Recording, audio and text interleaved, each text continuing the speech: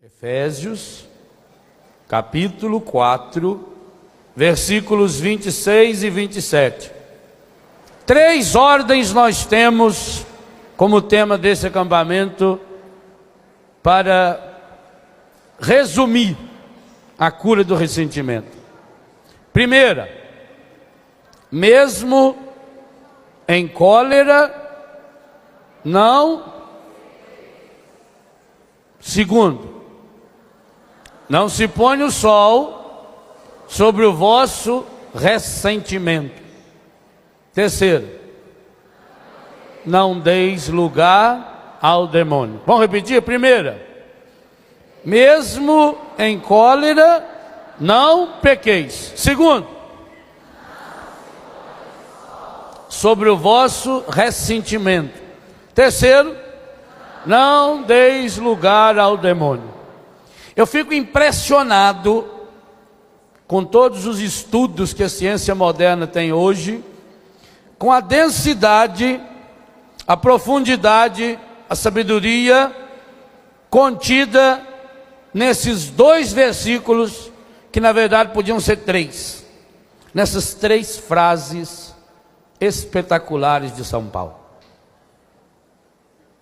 Aqui nós temos um poderoso segredo, que eu peço a Deus que cada um de nós possa descobri-lo, experienciá-lo e vivê-lo. Porque Paulo nos deixa muito claro aqui algumas verdades fundamentais.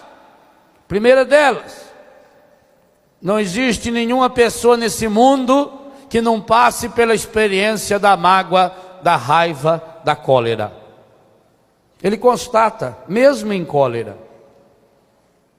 Se você pegar outras traduções, e aqui no livro eu tento reproduzir algumas das mais conhecidas, você vai ler aí na sua Bíblia: podeis irar-vos. Se irardes, não pequeis. Essa primeira frase, essa primeira parte da frase, está nos ensinando algo que todos nós já constatamos inúmeras vezes. Inclusive hoje é possível que muitos já tenham experimentado. Não existe nenhuma pessoa nesse mundo que não tenha passado pela experiência da raiva, da ira, da cólera ou da mágoa. Os nomes aí são muito semelhantes. E quando eu falo nenhuma pessoa nesse mundo, nesse caso não estou excluindo nem Jesus. Também Jesus passou pela experiência da ira, da mágoa momentânea, da raiva, da cólera. E por acaso Jesus pecou? Esse é o segundo passo. É possível, mesmo em cólera, não pecar. E isso nós precisamos aprender. Esse é o segundo passo que nós temos que aprender nesse acampamento. Para que a gente não peque, mesmo em cólera, a segunda frase: não podemos deixar o sol se pôr sobre essa mágoa, sobre essa raiva, porque senão ela virou ressentimento. E quando virou ressentimento, há uma coisa espetacular aqui. Há uma passagem do plano humano para o plano espiritual. A mágoa, a raiva, a ira, que é humano, é o plano humano, é o plano dos nossos relacionamentos conosco, com os outros ou com Deus, torna-se algo espiritual. E pior, espiritual no sentido negativo. Quando uma raiva vira ressentimento, ela está nos mergulhando no inferno. Porque Paulo diz aí: não deis entrada, não deis abertura, ou outras traduções, não deis a menor possibilidade ao demônio. Então leia de trás para frente o versículo. Qual é o único jeito que o demônio tem para poder entrar no nosso coração? Pela porta do ressentimento. Então nós saímos de algo que é humano, por isso que isso aqui não tem nada a ver com autoajuda, não. Nós saímos do plano humano, do plano emocional e caímos no plano espiritual. Por isso nós precisamos entender bem, primeiro, que nós somos humanos, que nós estamos sujeitos à mágoa, à cólera, à raiva, à ira. Todos nós. Segundo, não existe uma vacina em que você tome essa vacina. Eu fui no acampamento e lá eu tomei uma vacina na minha veia e aquilo tocou no meu coração. E a partir dali, eu me transformei numa pessoa nova. Nunca mais me irritei. Pereceu. Morreu. No meu livro eu deixo bem claro.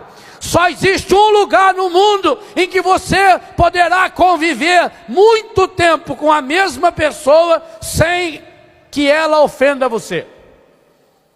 Cemitério. Único lugar. Ali pode ficar cada um deitadinho. Às vezes coloca genro e sogra no mesmo túmulo. Desde que fez 3 anos que morreu, bota lá. Família comprou de ameia a carneira. Comprou de ameia a carneira. Ruim é se a pessoa morre antes do prazo. Dá um trabalhão medonho. Pobre tem até prazo para morrer. Agora tem que esperar 3 anos para morrer o próximo, porque senão não pode pôr lá na carneira. Único lugar no mundo em que você consegue passar mais do que 3 ou 4 horas ao lado da mesma pessoa e não brigar, não discutir, não machucar, é no cemitério. Fora, assim mesmo, porque cada um ainda vai com a mão presa, amarra o terço, enche de rosa, porque se mexer espinha, para ficar bem ali, né? Põe terno, tem gente que não sabe nem como andar de terno, fica lá. Tira o sapato para a pessoa não levantar, não sair. E ainda fecha lá dentro. E amarra um terço segurando a mão. E ainda põe a pessoa olhando para cima. Que se for de lado, ela vê o outro e acaba. Por isso que se toma alguns cuidados quando a pessoa morre. Entendeu? Aí está o segredo. Porque fora disso, impossível. Às vezes amarra o queixo ainda para a pessoa ficar lá. Tampa o nariz para a pessoa não sentir cheiro. Toma todos os cuidados. É por isso que dá banho em morto. Para ir limpinho. Para não ter problema. Fora isso, meu irmão, minha irmã, nós vamos nos irritar. Talvez hoje você vai irritar algumas vezes.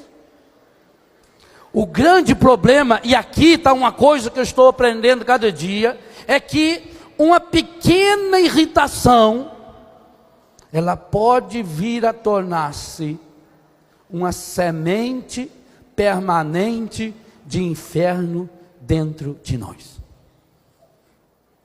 A mágoa, transformada em ressentimento, é seríssima. Por quê? Porque o ressentimento é o único meio pelo qual o encardido pode vir a fazer morada definitiva no nosso coração. E quando eu deixo ele entrar no meu coração, eu passo a ser um reprodutor de inferno. Em primeiro lugar, eu reproduzo esse inferno para mim. Algum momento nós vamos olhar aí no livro algumas pesquisas que eu fiz, como a pessoa vai jogando isso dentro do seu corpo. A primeira pessoa para que você reproduz o inferno, quando deixa o encardido entrar dentro de você pela porta do ressentimento, é você mesmo. Esse inferno começa a tomar conta do seu corpo. Toma conta depois da sua alma, da sua psique, aonde instala-se o nosso relacionamento. E por fim toma conta do nosso espírito. Por isso São Paulo diz lá aos Tessalonicenses 5:23, todo o vosso ser, corpo, alma, espírito, tem que estar irrepreensível, tem que estar curado. Não pode achar nenhuma porta para ele entrar. Então, primeiro lugar que eu reproduzo o inferno é para mim. Eu reproduzo um inferno físico. Depois eu reproduzo um inferno psíquico, afetivo. Depois eu reproduzo um inferno espiritual. Quando eu criei essa semente de inferno, esse ninho do inferno dentro do meu coração, e eu passo a reproduzi-lo em mim, logo eu estou reproduzindo para as outras pessoas. E o povo simples sabe disso. A pessoa que tem essa semente do inferno dentro de si, ela é capaz de transmiti-lo até mesmo para a natureza, para os animais. Por que fala que uma pessoa consegue, com um mal olhado, por exemplo, matar um bicho? Olha, tem um fundamento teológico para isso. Essas bruxas, porque ela alimentou de tal forma, ela criou tanto inferno dentro de si, que esse inferno sai no seu olhar. Eu hoje entendo muito bem aquilo que eu estudei na filosofia, quando eu lia, por exemplo, Jean-Paul Sartre, um filósofo ateu, e ele dizia, o inferno são os outros. Claro, porque no momento em que eu tenho o inferno dentro de mim, ele vai encontrar facilmente sintonia com qualquer pessoa que tenha inferno. Mas em primeiro lugar precisa estar aqui, porque se ele não estiver dentro de mim, ele não vai achar sintonia com o que está fora. Precisa dar liga. Então, pelo ressentimento, que eu deixei transformar uma mágoa, uma coisa corriqueira, uma raiva momentânea, muitas vezes uma raiva justa. Exemplo de raiva justa: você está sentado aqui, você levantou cedo, você veio de longe, você atravessou o Brasil inteiro para vir num acampamento, hoje você levantou de madrugada, tomou banho, veio para cá, se sentou porque você veio para rezar, você quer realmente ter uma experiência com o Senhor. Mas aí tem o filho de uma anta que senta atrás de você, ou do lado seu, ou que não senta, que chega atrasado, e que fica falando o tempo todo, ou fica o tempo todo... né, mexendo no nariz, ou aquele coitado que não toma banho sendo do lado da gente, e quando manda impor as mãos, ele levanta lá. É uma raiva justa, não é? Ó, eu vim de longe, eu me preparei, eu vim rezar, eu estou aqui, eu quero rezar. E por que tem esse fiote encardido que vem aqui para me atazanar? Não é justo? É justo. É justo, mas não é santo. E o que eu vou fazer? Talvez seja esse fiote do encardido que será o meu caminho de céu. Eu não sei, pode ser. Agora, não queira você ser caminho de céu para muita gente, não. Tem alguns que servem de céu para muita gente, que a gente não aguenta mais a pessoa. A gente já está pedindo para Deus encaminhar ela logo. Ela já criou muito céu. Está na hora dela. Então é uma raiva justa. Você não tem controle sobre essa raiva. E aí? Então será possível que é pecado mortal sentir raiva? Não. Mas é mortal se eu deixar a raiva se transformar em ressentimento. Como é que se transforma em ressentimento? O que fazer para que não se transforme em ressentimento?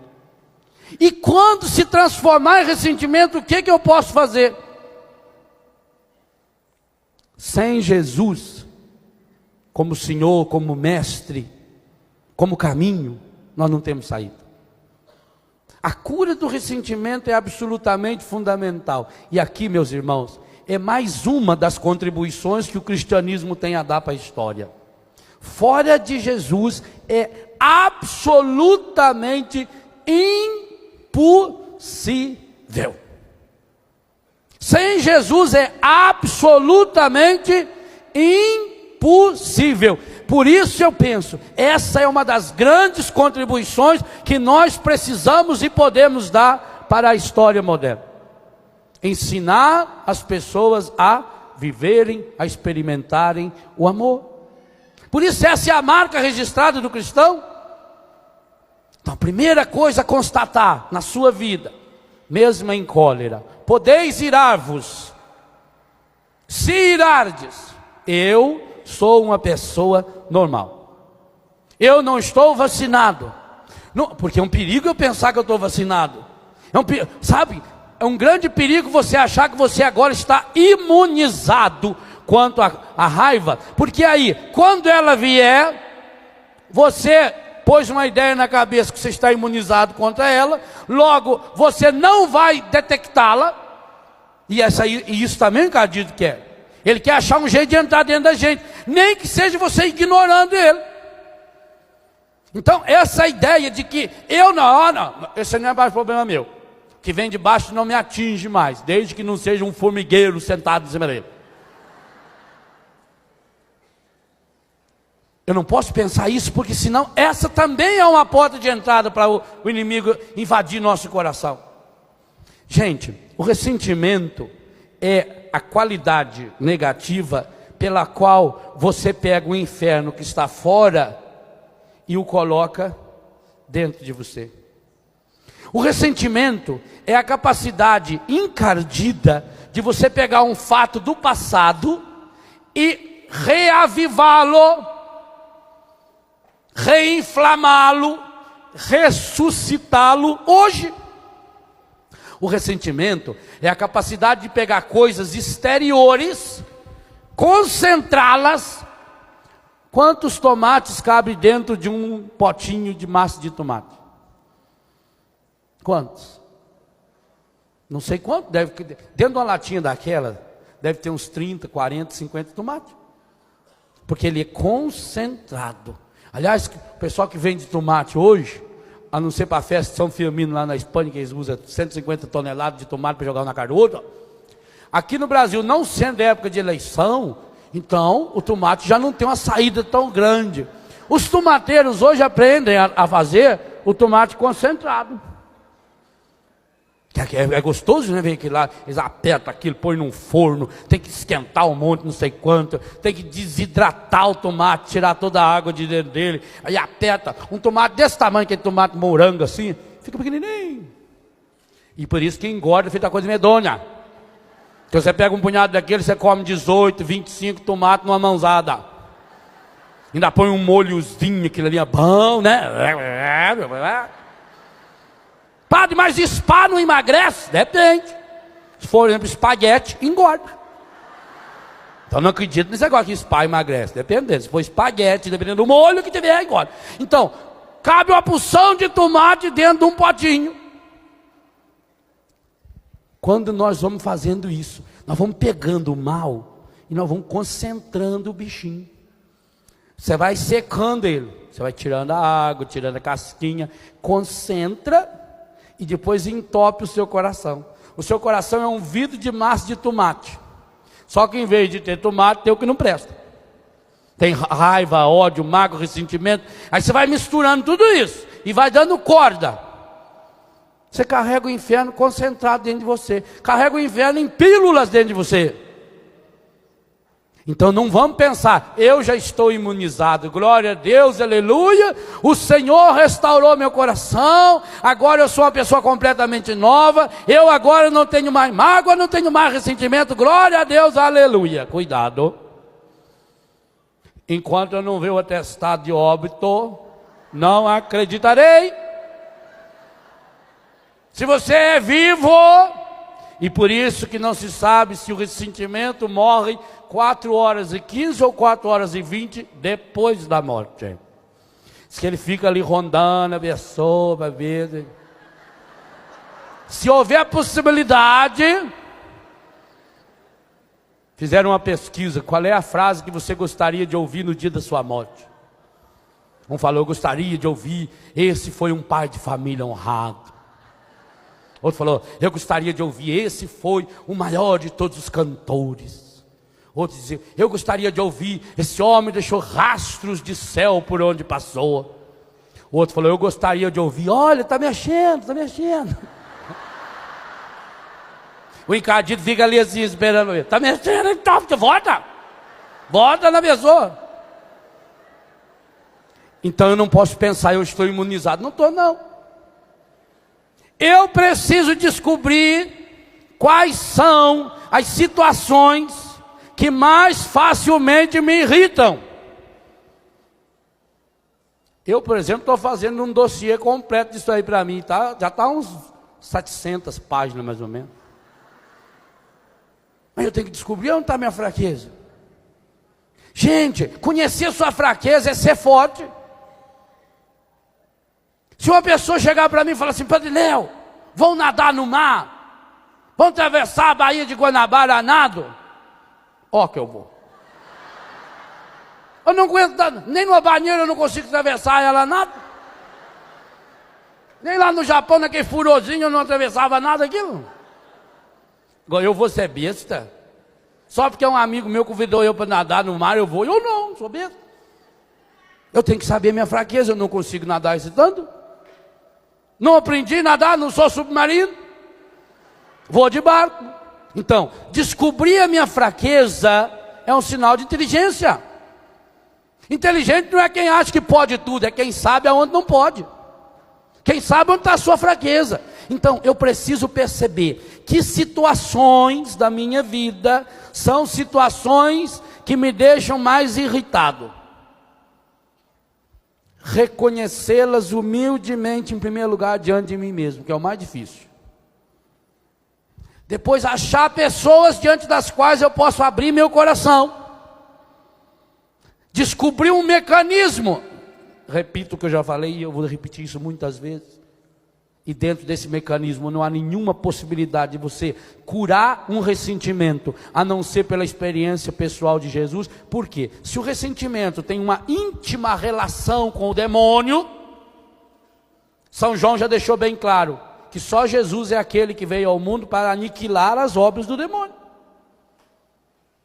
O que o mundo não entendeu ainda, e só vai entender quando fizer uma experiência de Jesus, é essa. Verdade absoluta e fundamental. Se o ressentimento é uma realidade teológica, é uma realidade espiritual, é um caminho para o inferno, o único que pode me tirar desse caminho é Jesus. Mas eu preciso perceber que é uma situação humana. O que causa ressentimento em você? Uma mágoa, uma ira, uma irritação.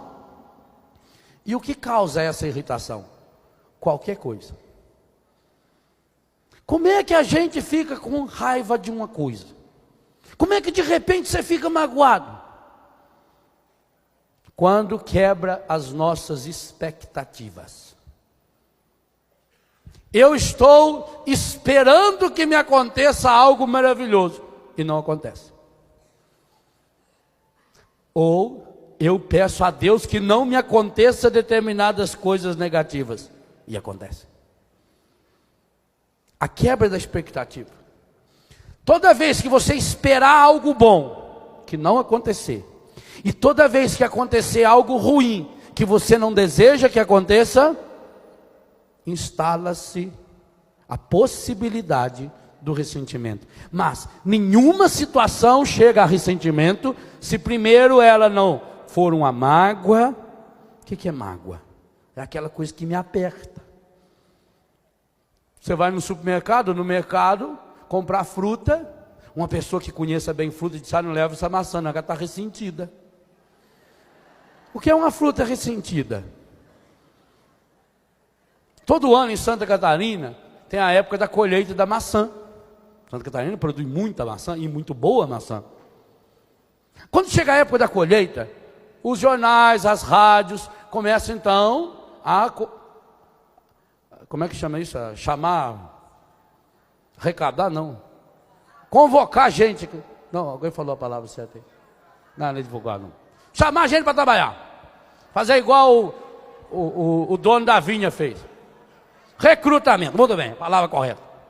Então faz o recrutamento. Quem quer trabalhar na colheita da maçã? Eles espalham lá para o interior do Paraná, para Santa Catarina, e vem gente de longe. Mas o sujeito que vem de longe, ele chega lá na fazenda de maçã, ou nos hotéis, por exemplo, tem muitos hotéis naquela região que produzem maçã, você pode ajudar a apanhar, tem festivais de comida, de doces, tudo à base de maçã, de chás. O sujeito não pode no dia seguinte que ele chegou ir lá apanhar maçã. Ele tem que fazer um curso para apanhar maçã. Mas estou acostumado a apanhar laranja lá no interior de São Paulo. É fruta, é redonda, tem o mesmo tamanho, mas tem que apanhar diferente. Porque a maçã é uma fruta que se ressente com muita facilidade. Talvez seja por isso que transformar a jaca do paraíso em maçã, pela sua capacidade, a fragilidade de se ressentir. Laranja, você chega lá, chacoalha a laranjeira, ou dá umas bambuzadas assim, principalmente se não for sua, né? Aí cai mais rápido. Cai no chão, você joga dentro do saco, olha, não tem ninguém, você põe nas costas e joga no pé. Não tem problema, dá umas batidinhas na laranja até ajuda, sorte o cardo. Tanto que você para chupar, você aperta a bicha que eu tenho, vai chupando. Né? Antigamente era um ritual descascar uma laranja. A gente ficava olhando o pai da gente, abria aqui o celularzinho, né? Onde ele guardava o canivete, canivetinho corneta, limpava o canivete, aí pegava. Que ficava, e a gente ficava atento porque não podia arrebentar. Para depois a gente brincava assim, né? E também para depois vocês xingar nos olhos do inimigo. Era uma arma poderosa. Aí todo mundo ficava atento para saber quem vai ganhar a tampa. Eu quero a tampa, pai. E se o pai desse uma tampa maior para o irmão e para a gente a tampinha? Ainda meu pai que não fazia tampa, vai fazer só um buraquinho assim, redondinho. Aí você vai apertando aqui assim, né? Quanto mais aperta, mais caro. A maçã não. A maçã você não pode. Então, para apanhar uma maçã, por exemplo, você tem que pegar com a mão inteira na maçã, encostar a palma da mão, pressionar suavemente. Não pode pegar com 2 dedos assim, porque você vai forçar muito onde você aperta. Aí ela fica preta, fica ressentida. Então tem que saber. Tem que ter técnica para colher a maçã. Assim também, o ressentimento é uma mágoa. Começou com uma mágoa, algo que me apertou. Tem gente que a gente precisa tomar muito cuidado com essa pessoa. Tem pessoa que a gente fala que ele é uma manteiga derretida. Não é que é o jeito. Por exemplo, ovo. Ovo tem uma casca frágil, mas dependendo do jeito que você pegar ele assim de comprido, você não parte o ovo tão forte que ele é. Então tudo que é fraco tem seu lado forte. A maçã, por exemplo, para carregar tem que ser quase igual ao ovo. Tem que ser naquelas caixinhas, ou se não naquelas sacolinhas que vinha antigamente. Bonito, né? Depois a gente usava para pôr no cabelo aqui assim, para sentar o cabelo. A redinha, você virava ela assim, formava uma maçãzinha com ela também. Ai, coisa chique, né? E aquilo era bom, você chegava a dar de presente para a namorada, ela ficava assim, pega aquilo. Né? Põe aqui assim, para sentar o cabelo, você passava a banha de porco e punha, né? Ficava aquele modelão assim. Cabelo tudo esticado, chique. Tinha utilidade. Hoje você nem vê mais aquelas coisas. Hoje você chega no supermercado, já tá com aquele, vem da Argentina, já vem com aquele papel assim, que já está meio derretendo. Então eu tenho que saber, ué. A maçã é uma fruta deliciosa, mas ela tem que ser pegada com jeito. Tem pessoas também que tem que ser pegada com jeito. Você vai descobrir no jeito. A mulher não descobre o jeito do marido, ela vai descobrir no jeito dele. Ela sabe que ele é terrível. Pelo trupé ela nota quando ele está chegando. Hoje ele está marchando mais. Hoje ele já está meio de galope. tá meio trotão hoje, tá nervoso. O Eclesiástico já diz, o jeito de andar da pessoa revela o que ela sente. Em casa você nota isso, ó. Você vê aquela pessoa naquela sensibilidade, né, de bailarina, quando o marido entra com aquela suavidade, você vai sentindo aquele barulho, a casa dá aquela tremida assim, parece que a hipopótamo fala assim, querido, chega aí, que vai tremendo tudo, né? Você já fala para a filha, seu pai não está bem não. E até os crianças já sabem também. Às vezes a mãe fala, você vai ver que seu pai chegar, cachorrinho. Aqui é a delicadeza materna. Aí a criança nota que o pai chegou brabo. Não fala não, mãe. Deixa pra outra hora. Ô mãe, o pai tá nervoso, não fala nada não, para não deixar ele nervoso, né? Interesse pessoal. Então você já sabe, você sabe que a pessoa tem essa fraqueza, sabe que ela tem essa debilidade. Eu tenho que aprender. Agora, sabe uma coisa interessante?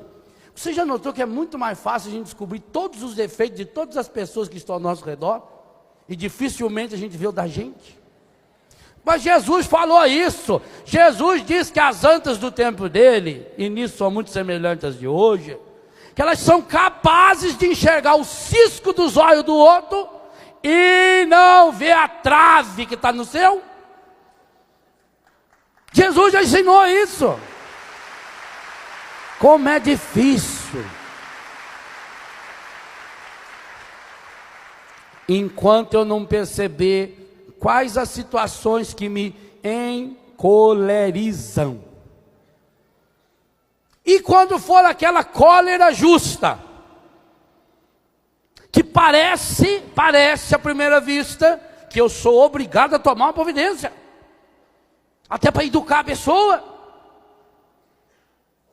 Se eu não aprender a ter um controle sobre mim mesmo, eu vou ser a pessoa mais, como diz o mineiro, desinfeliz do mundo. Tem pessoa mais desinfeliz? A pessoa que não tem controle sobre si mesma. A Bíblia mostra, por exemplo, quando Herodes fez aquela festa de aniversário, mamado até não poder mais, estava trêbado, e a Herodíades dançou para ele. Não, a filha da Herodíades, fosse a Herodíades, ele nem olhava. É a filha dela, a novinha, Salomé, bailarina. Aí eu fico pensando nos componentes daquele episódio.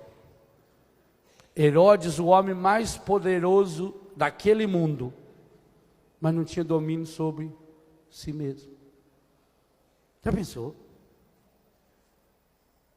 Um homem tão destrambelhado, que só porque uma mocinha dançou na frente dele, ele disse que dava metade do reino para ela.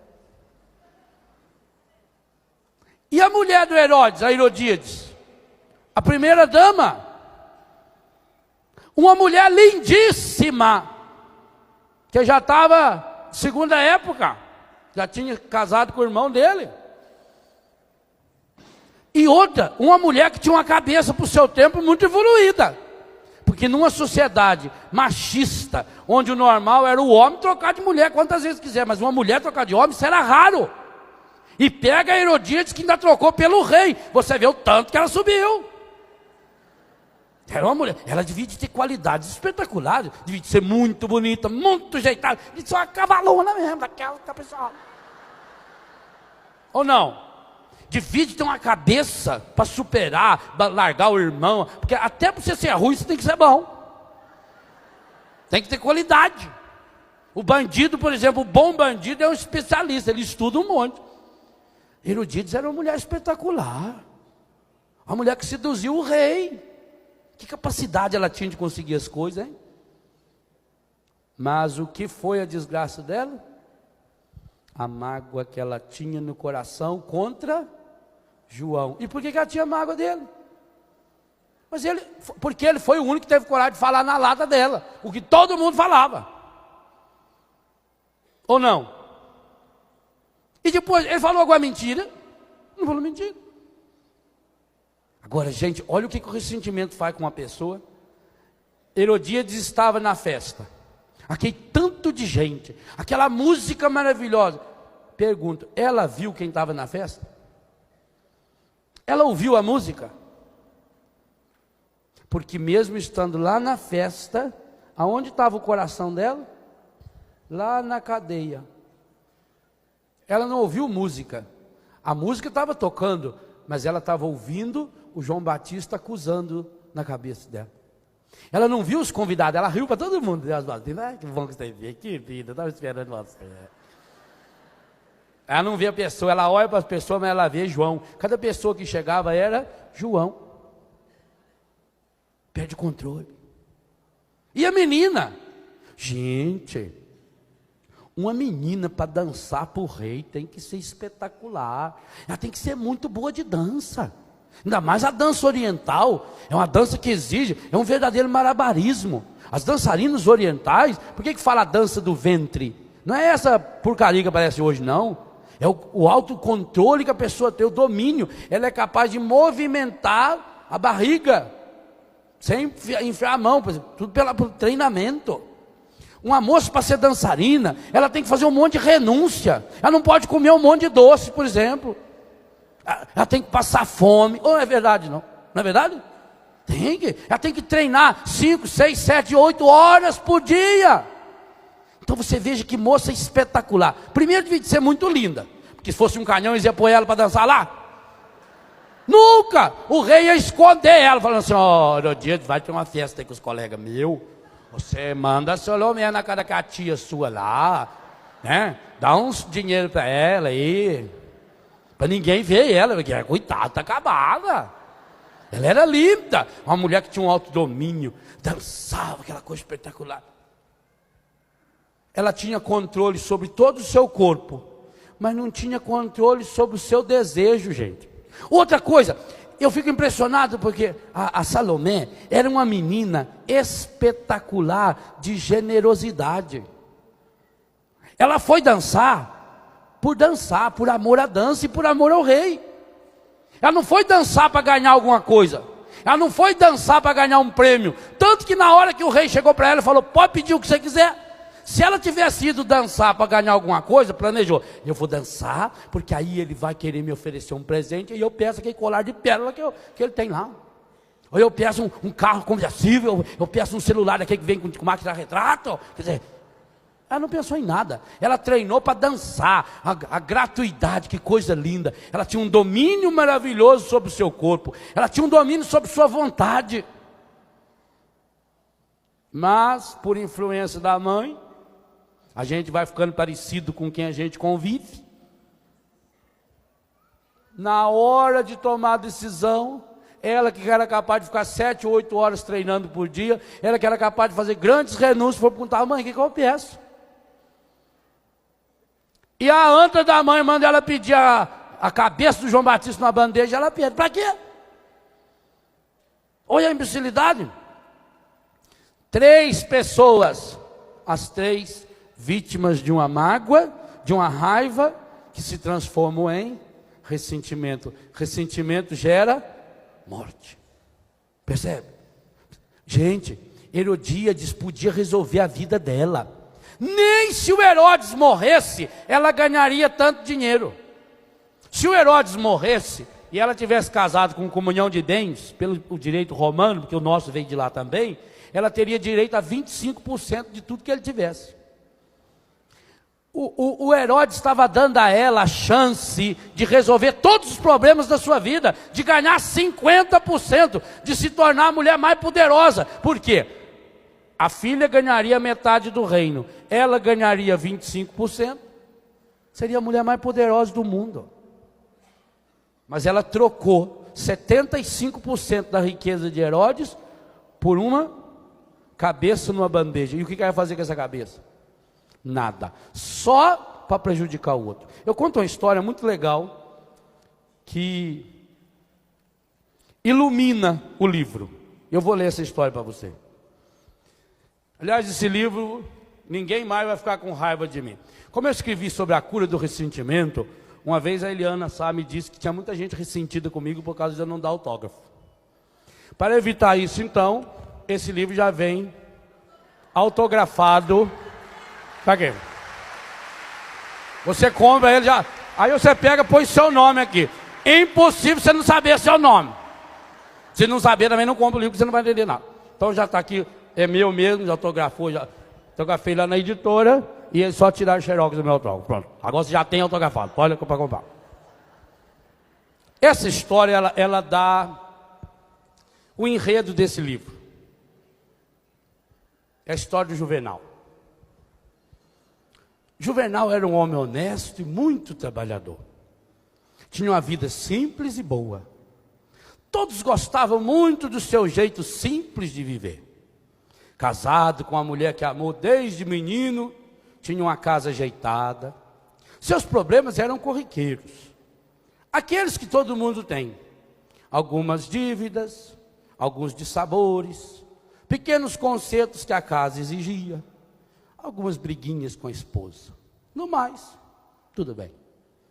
Aliás, alguns amigos até comentavam que Juvenal era calmo demais, que ele até parecia cego, por não perceber o que estava acontecendo bem diante dos seus olhos.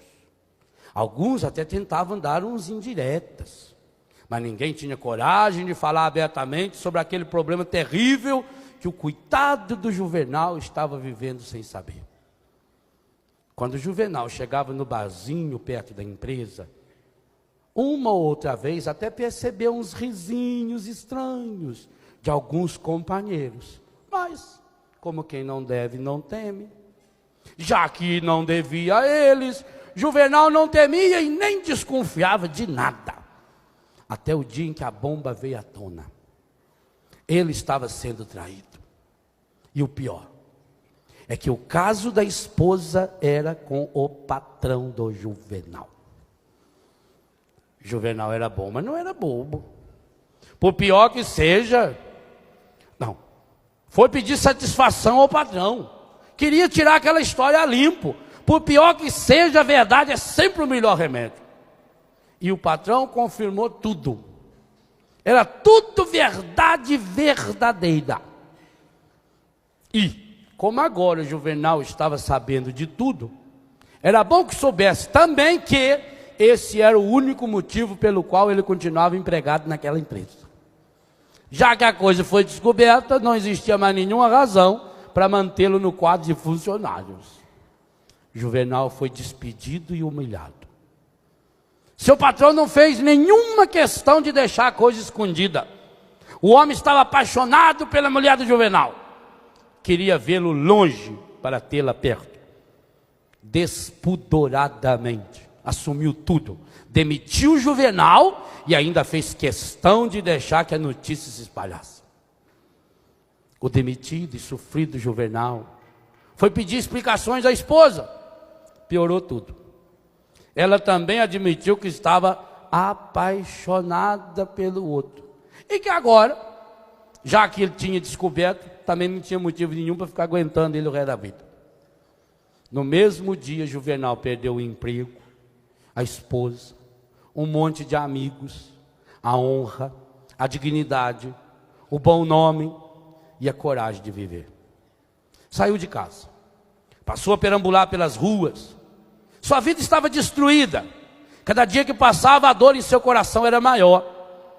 Ele tinha saído de casa, sido demitido do emprego, mas parecia que nunca sua ex-esposa e o ex-patrão haviam estado tão presentes na sua vida. Olha, o processo da mágoa começa a se instalar.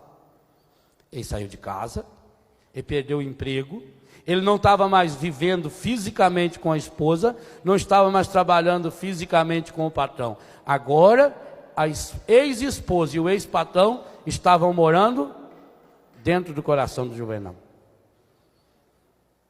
Ele tinha ido embora da empresa, mas os dois estavam agora morando de aluguel dentro do seu coração. Em todo lugar que chegava, parecia que todo mundo já sabia da história. Você notou isso também? Quando você tem um problema, você chega num lugar, parece que todo mundo está sabendo. Olha, ih, quem está olhando para mim? Quem está olhando desse jeito? Ele nunca viu mais gordo, não? Tudo que fazia lembrava aqueles dois terríveis inimigos, que durante tanto tempo lhe foram tão próximos. A ex-esposa e principalmente o medonho do ex-patrão agora o acompanhava por toda parte. Aliás, Juvenal nunca falou tanto com a infeliz como agora. Dia e noite ele estava conversando com ela. Quer dizer, não era bem uma conversa. Agora ele estava rasgando o verbo, falando tudo que ele sempre desejou falar. Agora tinha chegado a hora de falar aquelas coisas que estavam entaladas na garganta. E ele falava sem parar. Só que nem ela, e muito menos o ex-patrão, estava ali para ouvir o falatório. Juvenal estava falando sozinho, conversando consigo mesmo, murmurando, ruminando, moendo, remoendo. Segundo passo para a mágoa se instalar. A pessoa traz o inimigo dentro, fecha ele aqui dentro e começa a alimentar. E vai alimentando como? Ruminando. Você fica falando sozinho, não devia ter feito isso também. Onde você viu, a gente ajudou tanta coisa. Hoje eu quero disputar. E aí, sai pra lá, você vergonha. O gato, o cachorro, você chuta, a criança chora, eu não quero saber do telefone. Briga com o telefone tocando. Eu não vou atender você, não vou atender você. O telefone não escuta a gente, você pode xingar ele. Tá pior que o creto na orelha, gente. Não é assim? Juvenal já deu o segundo passo, estava falando sozinho. Quando achava uma sombra agradável para descansar, Juvenal dava um jeito de se deitar, fechava os olhos e começava a assistir aquele filme que ele carregava no coração. Ele tinha feito um filme. O dia que ele ouviu, chegando na empresa para falar com o patrão, aquela cara safada, sem vergonha, daquele medonho. No filme mostrava direitinho ele chegando em casa, ele sem jeito de falar com a mulher, estão falando um negócio aí, é verdade.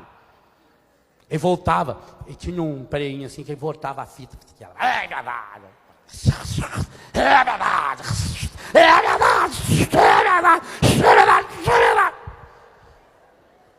Ele já levava, o coração dele tinha virado uma parede de DVD.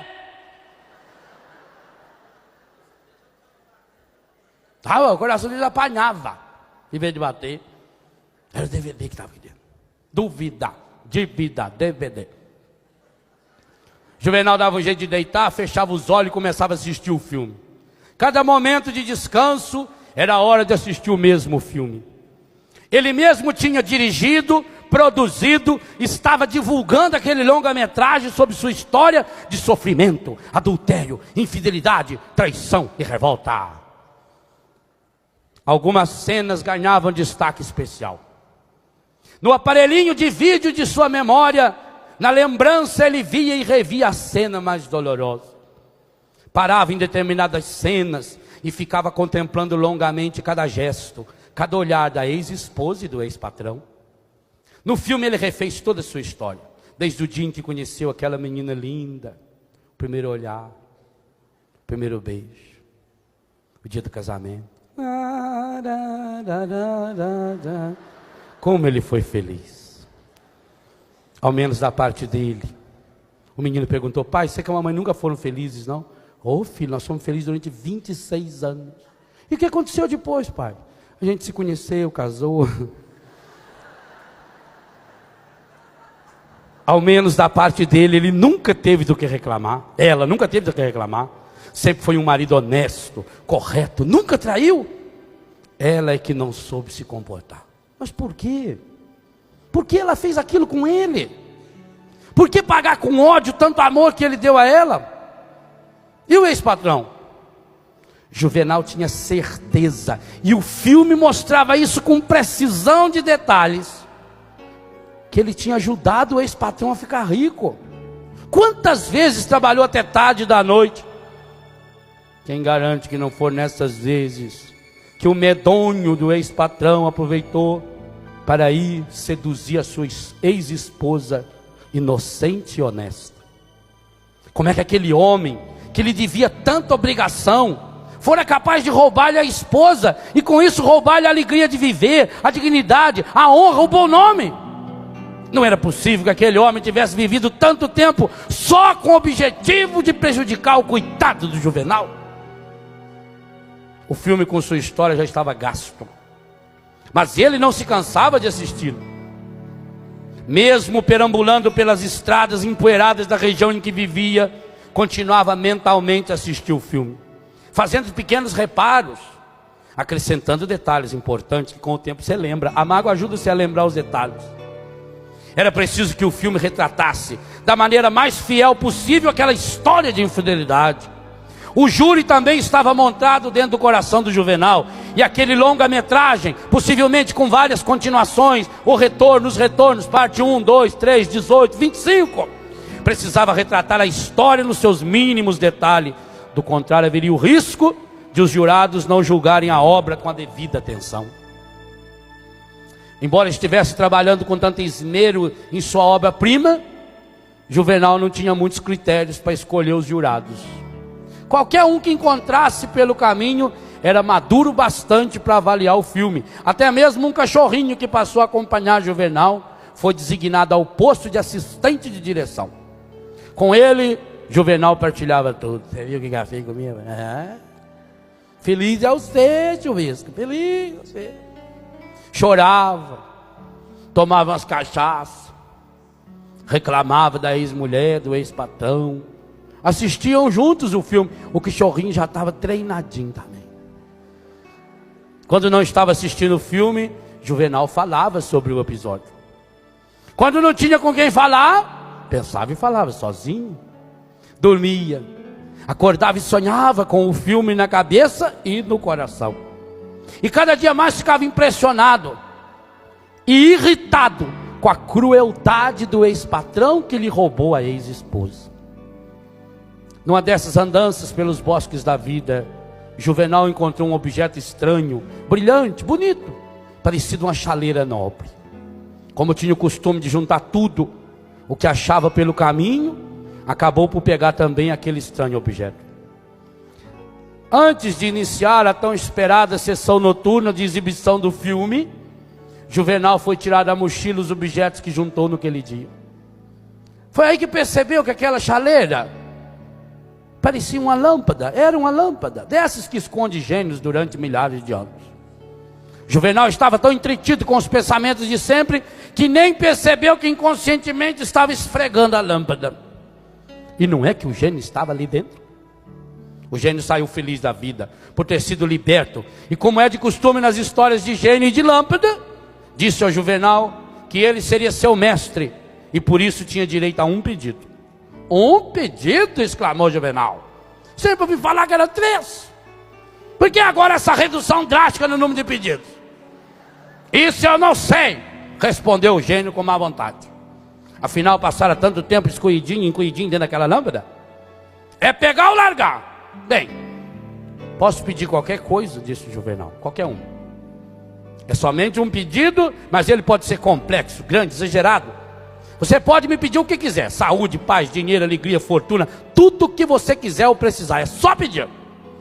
Tudo o que eu quiser em qualquer quantidade, não tem nenhuma condição, perguntou Juvenal. Bem, na verdade existe uma lei irrevogável, que todos nós gênios somos obrigados a cumprir. Eu sabia que não era tão fácil assim. Que lei irreverente é essa? É irrevogável. Ninguém pode mudar essa lei. Ninguém pode mudar. Sim, mas que lei tão importante é essa? É muito simples. Pela lei irrevogável dos gênios de lâmpada, tudo aquilo que você pedir para você, eu sou obrigado a dar em dobro ao seu pior inimigo. Vocês leram aqui, vocês são videntes. Está escrito aqui, estava bom demais. Quer dizer que tudo que eu pedi para mim, o Senhor dará em dobro ao meu ex-patrão? O gênio não tinha falado quem era o inimigo, ele que disse. Se ele é seu pior inimigo, com certeza. Escute, seu gênio. Ele vai ficar sabendo que está ganhando essa fortuna às minhas custas? Não. É pior ainda. Com certeza, disse o gênio.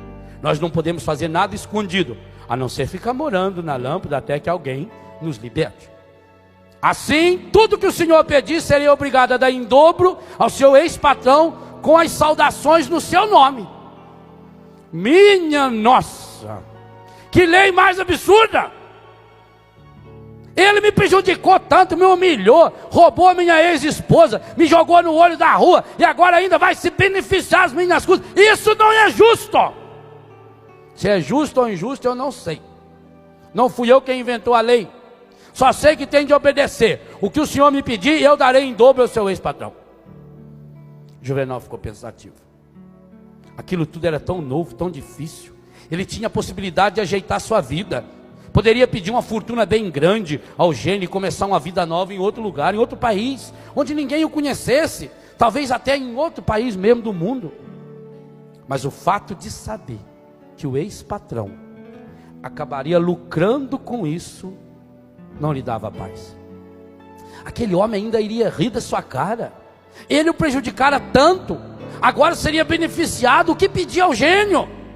Juvenal pediu um prazo até o dia seguinte para pensar bem. Se você tivesse a mesma oportunidade do Juvenal, o que você pediria ao gênio? Pensa um pouquinho. Pensa na pessoa que mais prejudicou você. Você vai ter que pensar nela ao longo desse encontro, não tem jeito.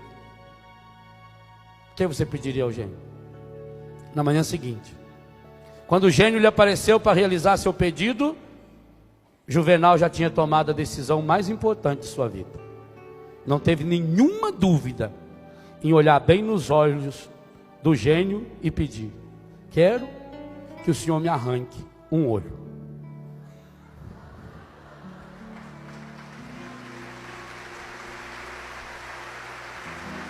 A força que foi capaz de fazer com que Juvenal, ao invés de ajeitar sua vida, pedisse que o gênio lhe arrancasse um olho, porque assim o seu inimigo perderia os dois, não chama-se burrice, chama-se ressentimento. E é isso que nós carregamos dentro de nós. Pior, alguns de nós não fica só pedindo ao gênio para arrancar um olho. É capaz de ficar rezando, pedindo a Deus para que a pessoa perca imediatamente os dois e conserve os seus. Pior ainda, o ressentimento, quando toma conta da pessoa, quando cega a pessoa, ele faz com que a pessoa fique o tempo todo tramando um jeito de ir arrancar lentamente, porque a vingança é um prato que se come frio, o olho do outro. Não carrega esse gênio dentro de você. Lança ele fora.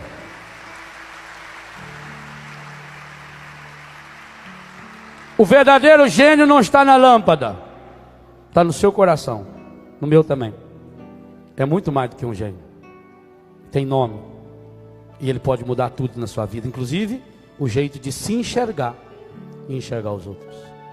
Pai Santo, Pai querido, Pai amado, ajude-nos a perceber Jesus em nós e através de nós, e ajude-nos a acolhê-lo como Senhor, como Salvador da nossa história de mágoa, de tristeza, de dor ou de ressentimento.